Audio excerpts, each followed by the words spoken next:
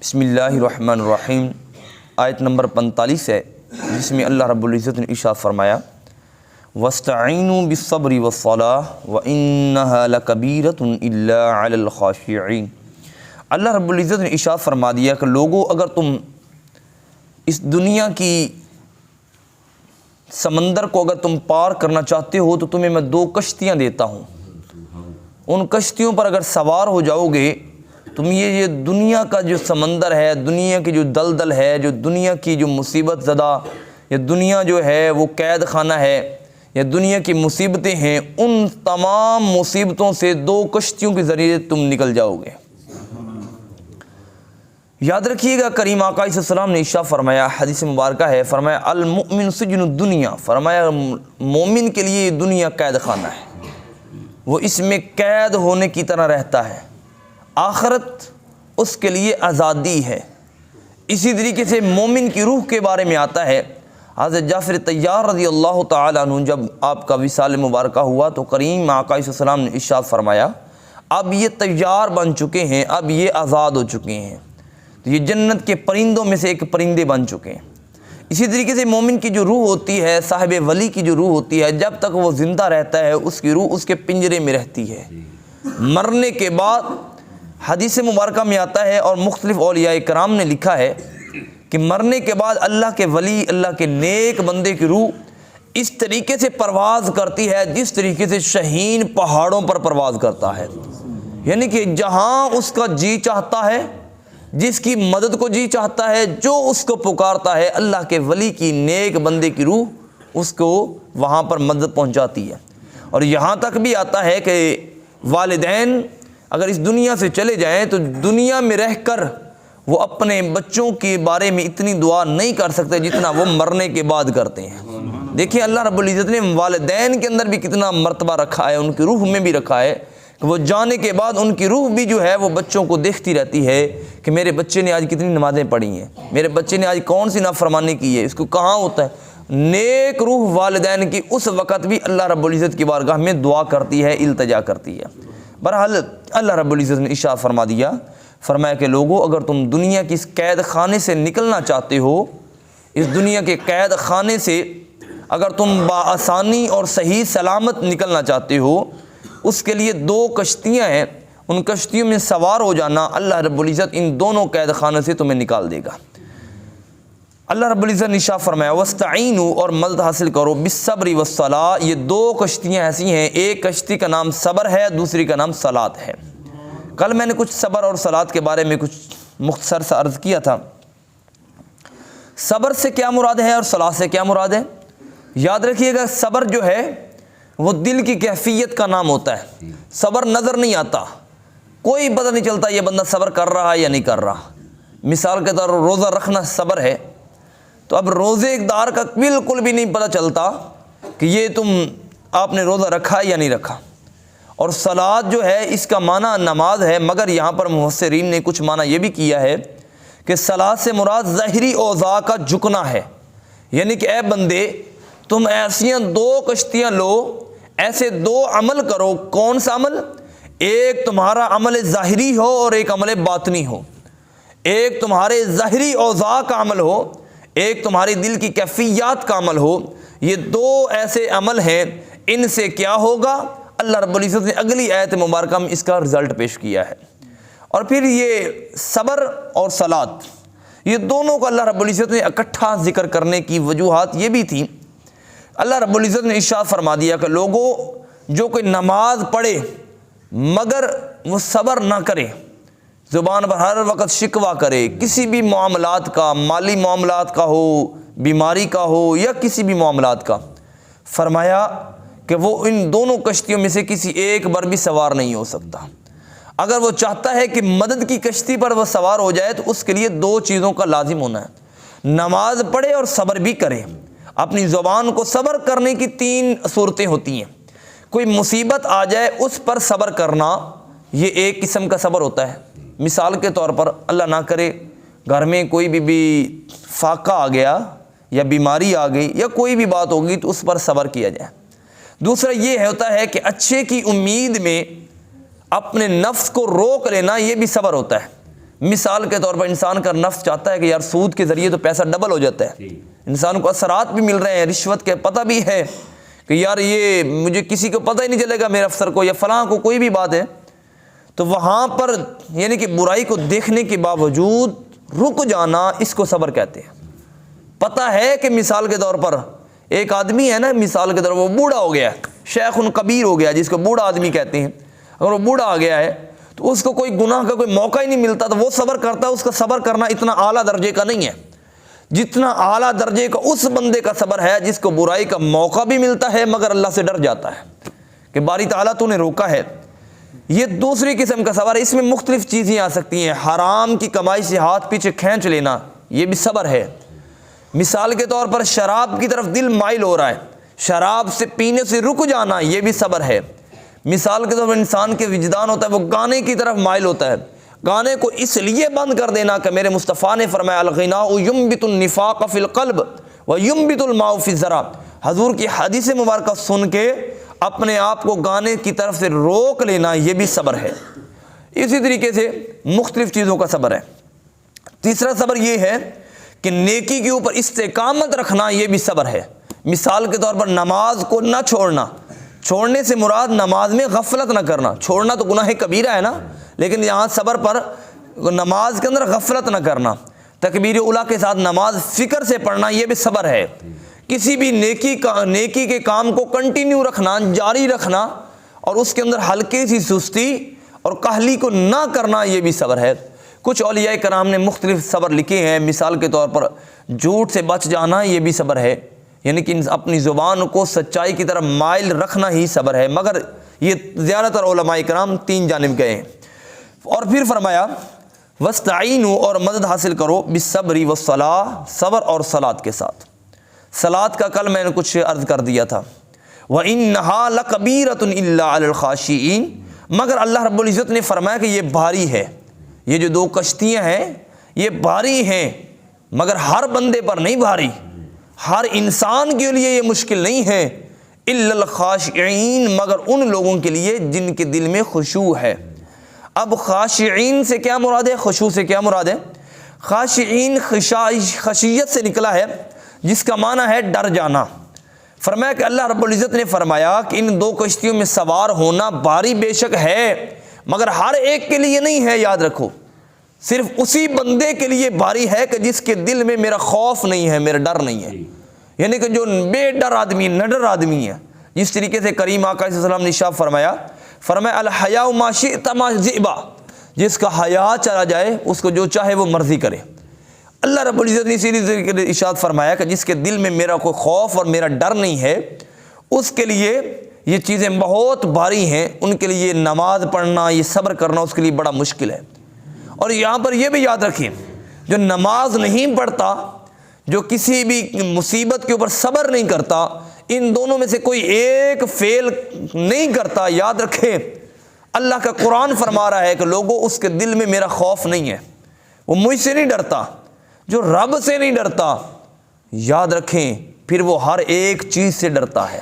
امام غزالی رحمۃ اللہ علیہ فرماتے ہیں جو اللہ رب العزت کی رضا سے، اس کی خوشنودی سے، اس کی الوہیت سے نہیں ڈرتا، جس کے دل میں اس کا ڈر نہیں ہوتا، پھر وہ چھوٹی چھوٹی چیزوں سے بھی ڈرتا ہے، کبھی وہ مال کے نقصان ہونے سے ڈرتا ہے، کبھی وہ رستے سے ڈرتا ہے، کبھی کسی مشکلات سے ڈر جاتا ہے، اور جس کے دل میں اس کا خوف ہوتا ہے پھر وہ بڑا بڑا پہاڑ ہی کیوں نہ آ جائے، بڑی بڑی مصیبت ہی کیوں نہ آ جائے، گھر میں فاقہ کیوں نہ آ جائے، پھر وہ صبر اور صلاۃ کے ذریعے اس سے مدد حاصل کرتا ہے۔ لیکن جس کے دل میں خشیت نہیں ہوتی وہ پھر ہر لمحے وہ ڈرپوک سا بن جاتا ہے۔ اللہ رب العزت کے محبوب حضور نبی رحمت صلی اللہ علیہ وآلہ وسلم نے ارشاد فرمایا کہ جو نماز ایک ایسی چیز ہے، جو بندہ فجر اور عشاء کی نماز با جماعت پڑھتا ہے، اللہ رب العزت فرشتوں سے فرما دیتا ہے فرشتوں اس کی اگلے دن کی روزی کو اس کو ڈبل کر دیا جائے، کیونکہ اس نے ساری رات میری عبادت کی ہے۔ فرشتے عرض کرتے ہیں باری تعالیٰ یہ تو فجر کی نماز پڑھ کے سو گیا تھا، یعنی کہ عشاء کی نماز پڑھ کے سو گیا تھا، فجر کی آگ نہیں پڑھی ہے۔ اللہ رب العزت نے فرمایا بے شک اس نے فجر اور عشاء کی پڑھی ہے، مگر میں نے ساری رات کا عبادت کا ثواب دے دیا ہے۔ یعنی کہ نماز ایک ایسا فعل ہے، اللہ رب العزت نے ارشاد فرمایا وَإِنَّهَا لَكَبِيرَةٌ، یہاں پر لکبیرۃ کا معنی ہے یعنی کہ باری کا ہونا، مگر باری سب کے لیے نہیں ہے، مگر جن کے دل میں خوف ہے۔ اب خشیت کیا ہوتا ہے؟ تو خشیت سے مراد یہ ہوتا ہے کہ انسان جو ہے ہر لمحے اس حال عبادت میں ہو، سجدے میں ہو، تلاوت میں ہو، بازار میں ہو، کہیں بھی ہو، خشیت کا ایک ہی قانون اور ایک ہی قاعدہ ہے، اور وہ قانون اور قاعدہ کیا ہے؟ وہ ہمارا نہیں، وہ مولا علی المرتضیٰ شیر خدا کرم اللہ وجہ الکریم نے عطا فرما دیا ہے۔ وہ قاعدہ اور قانون کیا ہے کہ بندہ ہر وقت یہی تصور کرے کہ میں زمین پر قدم رکھ رہا ہوں یا مسجد میں سجدہ کر رہا ہوں کہ میرا مالک مجھے دیکھ رہا ہے، میرا مالک مجھے دیکھ رہا ہے۔ جس طریقے سے یہاں پر لکھا ہوتا نا کیمرے کی آنکھ آپ کو دیکھ رہی ہے، اسی طریقے سے ہر وقت ذہن میں یہ سوچوں میں، دماغ میں ہونا چاہیے کہ ایک میرے مالک کا بھی کیمرہ ہے جو مجھے دیکھ رہا ہے، تنہائی میں بیٹھا ہو، لوگوں کے سامنے ہو یا لوگوں سے دور ہو، لوگوں کے سامنے آ کے وہ سجدے لمبے کرنے والا ہو یا گھر کی تنہائیوں میں نماز پڑھنے والا ہو، ہر وقت یہ خوف اور ڈر ہونا چاہیے کہ میرا مالک مجھے دیکھ رہا ہے۔ اور اس سے بھی بڑھ کے خشیت یہ ہے کہ بندے کے دل میں آ جائے کہ میں اپنے مالک کو بھی دیکھ رہا ہوں، یعنی کہ کوئی ہے جس کی میں نوکری اور تابعداری میں بیٹھا ہوں، اس کو خشیت کہتے ہیں۔ مولانا حضرت عمر بن خطاب رضی اللہ تعالیٰ عنہ روایت فرماتے ہیں، کسی نے پوچھا کہ حضور خشیت کیا ہے؟ آپ نے فرمایا کہ خشیت بچنے کا نام ہے، جس طریقے سے انسان جو ہے وہ کانٹے دار جھاڑیوں سے بچ کر نکلتا ہے، اپنے آپ کو سمیٹتا ہے، اسی طریقے سے ہر وقت اپنے آپ کو سمیٹ کے رکھنا کہ کہیں میرے پلو، میرے جسم کے اوپر، میرے قمیض کے اوپر کہیں گندگی نہ لگ جائے، دنیا کی میل نہ لگ جائے، اپنے آپ کو سمیٹ کر رکھنے کا نام خشیت ہے۔ خشیت جو ہے وہ اللہ رب العزت کے انعاموں میں سے ایک انعام ہے۔ خشیت ہوتا ہے اس کی یاد میں رونا، اس کی یاد میں تڑپنا، اگر کسی سے کوئی نیکی رہ جائے تو اس نیکی میں اپنے آپ کو کی گردنیں جھکا لینا، آنسوں سے آنکھوں کو بھیگ جانا، اس کو خشیت کہتے ہیں۔ اور خشیت ایک بہت بڑا انعام ہے، یہ خشیت ایک بہت بڑی نعمت ہے۔ کاش اللہ رب العزت ہمیں بھی وہ نصیب فرمائے۔ خدا کی قسم جنہیں خشیت الہی آئی انہوں نے بہت کچھ پا لیا، جن کو اس کی بارگاہ میں رونا آیا، آنسو بہانا آیا، انہوں نے اللہ کی بارگاہ سے بہت کچھ حاصل کر لیا۔ اللہ رب العزت نے ارشاد فرمایا اعوذ باللہ من الشیطان الرجیم بسم اللہ الرحمن الرحیم، آیہ نمبر 46 ہے اور یہ آخری آیت مبارکہ ہم آج عرض کریں گے۔ الذین یظنون، اللہ رب العزت نے فرمایا وہ لوگ جن کے دلوں میں خشیت ہے، جن کے دلوں میں ڈر ہے۔ یظنون یہاں پر ظنیت سے نہیں ہے، فرمایا یظنون وہ گمان کرتے ہیں، یقین رکھتے ہیں، انہم ملاقو ربہم کہ وہ اپنے رب سے ملاقات کریں گے، وانہم الیہ راجعون میرے مولا نے فرمایا کہ وہی لوگ واپس میری طرف پلٹ کے آئیں گے۔ اب یاد رکھیے اللہ رب العزت نے خشیت کا لفظ فرما کر خشیت کے انعام میں یہ نہیں فرمایا کہ وہی لوگ ہیں جنات تجری من تحت الانہار جو جنت میں جائیں گے جن کے نیچے نہریں بہتی ہیں، فرمایا نہیں، جن کے دل میں خشیت آ جائے گی، جنت تو بہت چھوٹا انعام ہے میری ملاقات کے آگے، میرے دیدار کے آگے۔ فرمایا کہ جن کے دل میں خشیت ہوگی، خوف ہوگا، اور اس وجہ سے اپنے آپ کو روکیں گے صبر اور نماز کے ذریعے، فرمایا الذین یظنون وہ یہ یقین کر لیں انہم ملاقو ربہم کہ اللہ ان سے ملاقات فرمائے گا، اپنا دیدار عطا فرمائے گا، اپنی زیارت فرمائے گا۔ امام حسن بصری رحمۃ اللہ علیہ لکھتے ہیں، آپ فرماتے ہیں کہ جنت کے اندر کچھ لوگ جائیں گے، وہ عرض کریں گے کہ مالک کائنات ہم جنت میں آ چکے مگر ہمیں انعام نہیں دیا گیا۔ اللہ رب العزت فرمائے گا، ندا دے گا کہ اے بندے تمہیں یہ انعام ہی تو ہے، یہ جنت کے باغات ہیں، یہ جنت کی نہریں ہیں، یہ جنت کے پھل ہیں، یہ حور و غلماں ہیں، یہ تابعداری میں تمہارے بہترین مکان ہے جو میں نے تمہیں فری میں دے دیے۔ وہ عرض کریں گے کہ باری تعالیٰ ہم نماز تیری جنت کے لیے نہیں پڑھتے تھے، ہم روزے تیری جنت کے لیے نہیں رکھتے تھے، ہم روزے تیرے قرب کے لیے رکھتے تھے، تیرے دیدار کے لیے رکھتے تھے، ہم لالچی انسان نہ تھے، ہم تاجر نہیں تھے کہ اس وجہ سے سجدہ کرے اور مالک ہمیں جنت عطا فرما دے۔ جنت کا مل جانا بہت بڑی نعمت ہے، مگر دیدار الہی کے آگے وہ نعمت بھی بڑی ہلکی ہے۔ کچھ لوگ جنت میں رہ کر وہاں پر بھی کہیں گے کہ مالک ہمیں وہ نعمت عطا فرما جس کا تو نے ہم سے وعدہ فرمایا ہے۔ شہیدوں سے، جو شہید ہو جاتے ہیں، ان سے پوچھا جائے گا کہ تم جنت میں آ کے خوش ہو؟ وہ کہیں گے کہ نہیں، ہم خوش نہیں ہیں۔ دیکھو یہ میرے مصطفیٰ نے یہ غیب کی خبریں عطا فرمائی، ابھی وہ جنت میں گئے نہیں، مگر مصطفیٰ نے مدینہ طیبہ کے میں بیٹھ کر جنت کی ساری خبریں عطا فرما دی، جنت میں یہ ہوگا۔ کچھ شہید ہوں گے، ان سے پوچھا جائے گا کہ آپ کیا خوش ہیں؟ شہید کہے گا نہیں، ہم خوش نہیں ہیں۔ پوچھا جائے گا خوش کیوں نہیں ہیں؟ جنت اتنی بڑی نعمت ہے، جنت کے خزانے، جنت کا مال، جنت کی خوراکیں، وہ تو دنیا میں جناب اگر ایک ذرہ بھی ڈال دیا جاتا تو دنیا والے اس کی خوشبو سے ہی ان کے پیٹ بھر جاتے، تو تم جنت میں آ کے خوش کیوں نہیں؟ وہ کہیں گے کہ جب ہم اللہ کی راہ کے اوپر ذبح ہو رہے تھے، اپنے گردنوں پر چھریاں چلا رہے تھے، میدان کربلا میں اپنے مصطفیٰ کے دین کا جھنڈا بلند کر رہے تھے، جو وقت شہادت اللہ نے جو ہمیں اپنی تجلی عطا فرمائی تھی نا، اس تجلی میں جو مزہ تھا وہ جنت میں آ کے بھی نہیں ملا ہے۔ یعنی کہ اللہ رب العزت کے دیدار میں، اس کی محبت میں، اس کی زیارت میں، اس کے سامنے دیکھنے میں، اس کی ملاقات میں جو انسان کو مزہ آئے گا، جو چاشنی ملے گی، خدا کی قسم کروڑوں جنتیں بھی مل جائیں وہ مزہ کہیں بھی نہیں مل سکتا۔ یاد رکھیے گا ہمیشہ، میں رابعہ وصری کے بارے میں ایک ضعیف روایت آتی ہے، لیکن وہ میں عرض کر دیتا ہوں کہ کسی نے پوچھا کہ تم نماز کس لیے پڑھتے ہو؟ انہوں نے کہا جی جنت میں جانا ہے۔ کہا تو تم تو بہت بڑے لالچی ہو، پھر تو تم تو نماز اس لیے پڑھتے ہو کہ جنت میں جاؤں گا، تم رب کے لیے کیا کرتے ہو؟ اللہ رب العزت کل قیامت والے دن کچھ بندوں سے پوچھے گا کہ تم کچھ اعمال لے آئے ہو، بتاؤ۔ وہ کہیں گے عرض باری تعالیٰ ہم سجدے لے آئے، ہم فلاں لے آئے، فلاں لے آئے، فلاں لے آئے، سارے اعمال وہ بتا دیں گے، مگر ایک عمل ایسا ہوگا وہ چھپا لیں گے۔ اب اللہ رب العزت سے تو کون چھپا سکتا ہے؟ اس کو سب کچھ، وہ تو علیم بصیر، دلوں کی علیم بذات الصدور، وہ تو دلوں کی باتوں کو جاننے والا ہے، وہ دلوں میں اٹھنے والے خیالات کو جاننے والا، اس سے کون چھپا سکتا ہے؟ مگر اللہ رب العزت فرمائے گا کہ یہ جو تم نے یہ چھپا لیا یہ کیا ہے؟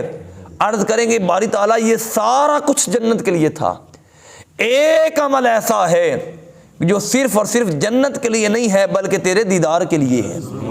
اللہ رب العزت فرمائے گا کہ اب روایات میں آتا ہے، سیرت حلبیہ والوں نے لکھا ہے کہ وہ عمل کون سا ہے؟ وہ کہیں گے کہ باری تعالیٰ زکوٰۃ دی، روزے رکھے، نماز پڑھی، سارا کچھ کیا جنت کے لیے،